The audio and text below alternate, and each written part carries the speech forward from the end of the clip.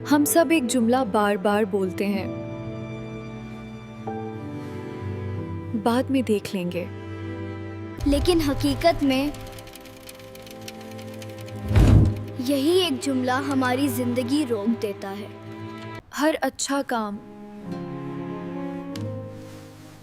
हम उसी पर छोड़ देते हैं। कल से शुरू करेंगे, ये सोच हमें आज कुछ करने नहीं देती और फिर वो कल कभी आता ही नहीं। आहिस्ता आहिस्ता यही से बाद में हमारी आदत बन जाता है और एक दिन यही आदत हमें पीछे छोड़ देती है। लेकिन तब्दीली मुश्किल नहीं, बस एक फैसला चाहिए। जब दिल कहे बाद में, तो खुद से कहो नहीं, अभी। छोटा कदम भी बड़ी तब्दीली ला सकता है। याद रखो, कामयाबी उन लोगों को मिलती है जो बाद में नहीं, अभी पर यकीन रखते हैं।